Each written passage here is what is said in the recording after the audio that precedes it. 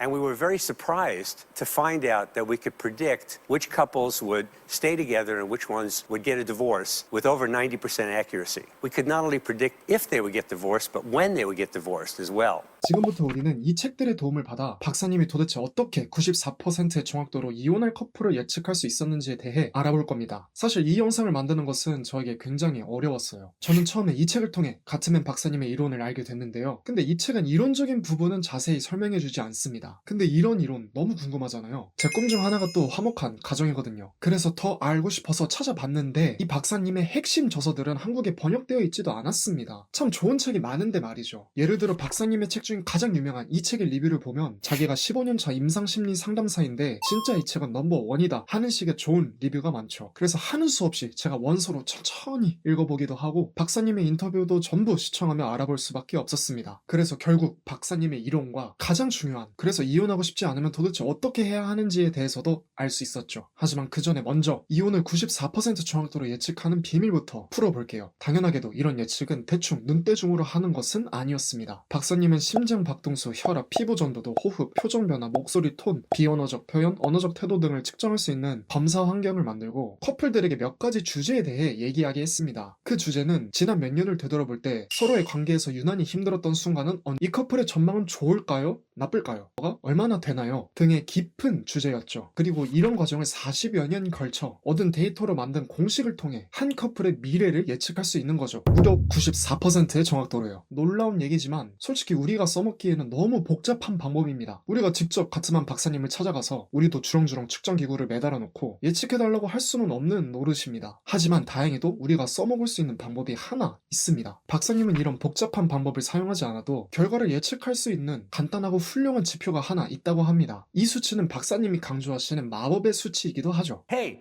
5-1, right?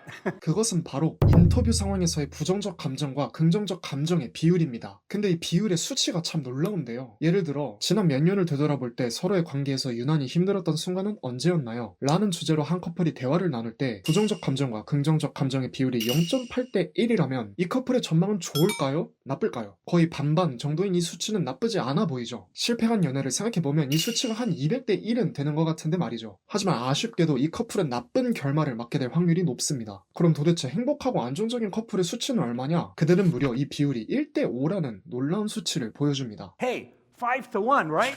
이렇게 보면 행복하고 안정적인 커플이 되기가 참 쉽지 않아 보입니다. 하지만 선배 책튜버 너진똥님의 인생 책이기도 한 에리 프롬의 사랑의 기술은 꼬집습니다. 현대인은 사랑은 단순히 즐거운 감정이라고 믿고 있지만 사랑은 누구나 쉽게 탐닉할 수 있는 감상이 아니다. 행복한 사랑을 하고 싶다면 마땅히 사랑의 기술을 배워야 한다는 말이죠. 가트만 박사님도 좋은 관계를 유지하려는 노력의 중요성을 강조합니다. 박사님은 연구를 통해 피험자가 대화 도중 상대방에게 들은 경멸의 횟수와 피험자의 면역력 수치가 반비례한다는 사실도 발견했죠. 하지만 다행히 박사님은 사랑의 기술을 배우는 것이 꽤 간단하다고 합니다. 그는 톨스토이가 틀렸다고 지적하죠.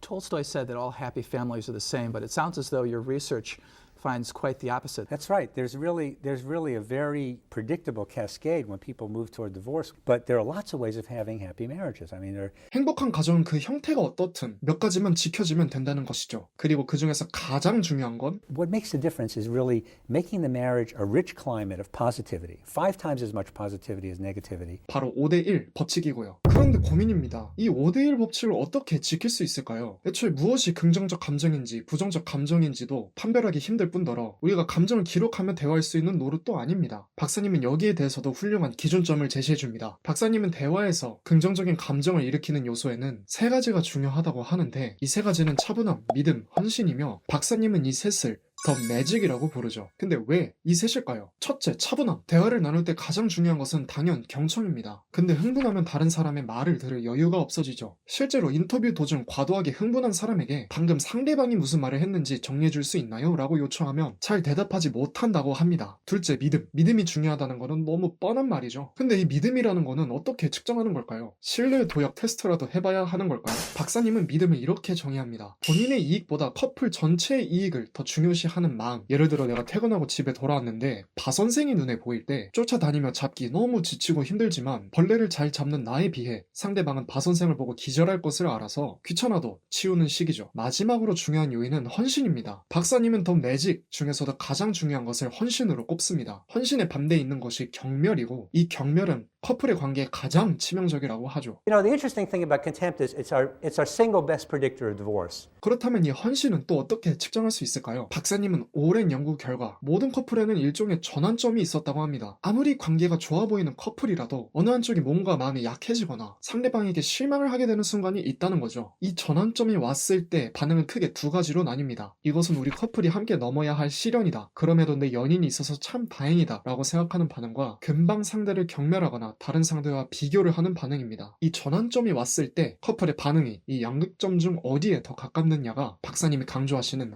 헌신의 기준입니다. 근데 뭔가 아쉽습니다. 사랑의 공식을 과학적으로 접근했다는 사실은 놀랍지만 연애를 하는 입장에서 애인에게 이제부터 우리는 깊은 대화를 나눌 때 차분하고 서로 믿고 헌신해서 하자 라고 하기에는 너무 뜬구름 잡는 소리 같이 들립니다. 여기서 이런 고민을 해결해 줄 수 있었던 책이 바로 우리가 사랑할 때 물어야 할 8가지 라는 책이었습니다. 이 책은 다행히 한국어로 번역되어 나와 있는 박사님의 몇 안 되는 책 중 하나인데요. 결국 사랑의 공식을 이론적으로 제시하는 것만으로는 한계가 있다는 것을 박사님도 느끼셨던 것 같습니다. 그래서 박사님은 커플의 관계를 발전시킬 수 있는 8단계 데이트를 만들었습니다. 그리고 이 책은 그 8단계 데이트를 어떻게 해야 하는지 상세하게 설명한 책입니다. 누가 어떻게 데이트를 준비해서 어떤 주제로 어디서 어떻게 데이트를 해야 하는지 아주 상세하게 적혀 있죠. 예를 들어 대화 주제로 일과 돈을 제시하는 4번째 데이트의 경우 데이트 방법으로 데이트 비용이 한 푼도 들지 않는 데이트를 제시합니다. 5성 호텔 로비에 가서 앉아 대화하는 것을 추천하죠. 이래도 되나? 여튼 아주 흥미로워요. 이 8단계 데이트를 제대로 하고 싶으신 분들은 꼭 이 책을 읽어보심을 추천합니다. 다만 지금 이 8단계 데이트를 알고 싶어서 근질근질한 분들을 위해 오늘은 제가 이 8단계 데이트를 아주 간단하게 정리해봤습니다. 근데 그 전에 한 가지 꼭 당부드리고 싶습니다. 이 책은 데이트 전에 작성하면 좋은 워크시트, 데이트할 때 주의사항, 데이트가 끝나고 함께 읽을 맹세 문구 등 굉장히 디테일하고 다양한 실천 방식을 제시합니다. 하지만 이제부터 제가 알려드릴 데이트 방법은 어디까지나 여러분들이 먹기 좋게 여러분이 이 책에 흥미를 가질 수 있게 제 기준에서 발췌한 겁니다. 그 점에 꼭 유의하길 바라고 정말 제대로 된 효과를 보기 위해서는 이 책을 참고하는 것이 베스트라는 말씀을 드리며 8단계 데이트를 소개하겠습니다. 첫 번째 데이트 대화의 주제는 신뢰와 헌신입니다. 이번 데이트는 한 파트너가 단독으로 데이트를 리드해보세요. 누구에게 맡길지는 동전 던지기로 정해보세요. 데이트 장소는 경관이 근사한 높은 곳을 추천합니다. 다음 주제에 대해 대화해보세요. 두 번째 데이트 주제는 갈등 관리입니다. 이번 데이트는 이전 데이트를 계획하지 않았던 파트너가 데이트를 리드해보세요. 장소는 동네 공원과 같이 사적인 대화가 가능한 곳을 추천합니다. 다음 주제에 대해 대화해보세요. 세 번째 데이트 주제는 섹스와 친밀성입니다. 이번 데이트를 위해서 유혹적인 분위기가 되도록 입어보세요. 데이트 장소는 레스토랑과 같이 로맨틱한 분위기의 장소를 추천합니다. 다음 주제에 대해 대화해보세요. 네 번째 데이트 주제는 일과 돈입니다. 지출 문제와 숫자 계산의 시간이 아니라 두 사람에게 돈이 무엇을 의미하는지 얘기하는 시간입니다. 이번 데이트는 데이트 비용이 한 푼도 들지 않거나 가능한 한 적게 들어야 합니다. 5성급 호텔 로비에 앉아 대화를 나누는 데이트를 추천합니다. 다음 주제에 대해 대화해보세요. 다섯 번째 데이트 주제는 가족입니다. 이번 데이트는 운동장이나 놀이공원 등 아이들과 가족이 많이 가는 곳을 추천합니다. 이번 데이트에는 주변 가족들이 시야에 들어오도록 하는 것이 이상적입니다. 다음 주제에 대해 대화해보세요. 여섯 번째 데이트 주제는 놀이와 모험입니다. 이번 데이트는 한 번도 가본 적이 없는 곳을 추천합니다. 아무 자동차를 따라가서 그 차가 멈추는 곳에서 데이트를 해보는 것도 좋습니다. 다음 주제에 대해 대화해보세요. 일곱 번째 데이트 주제는 성장과 변화입니다. 이번 데이트는 두 사람에게 신성하게 느껴지는 장소를 추천합니다. 교회나 절과 같은 장소도 좋습니다. 이번 데이트의 목표는 파트너를 존중해주는 것입니다. 서로에게 줄 선물을 준비해보세요. 다음 주제에 대해 대화해보세요. 여덟 번째 데이트 주제는 꿈에 대한 지지입니다. 이번 데이트는 두 사람이 공유하는 꿈에 중요한 의미가 있는 장소를 추천합니다. 같이 살고 싶은 동네에 가보는 것을 추천합니다. 다음 주제에 대해 대화해보세요.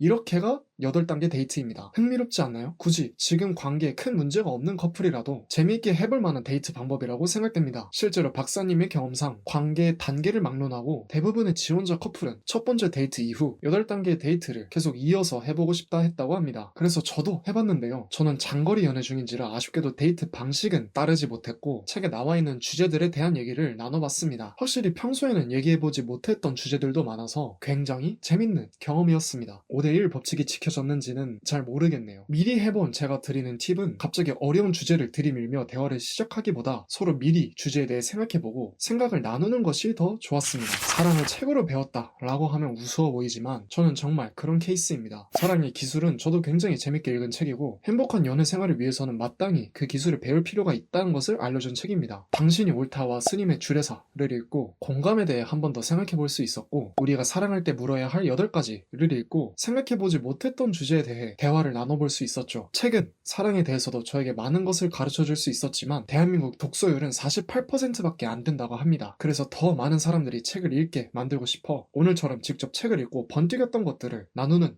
채널을 운영하고 있는 저는 책 읽기 읽기였습니다. 감사합니다.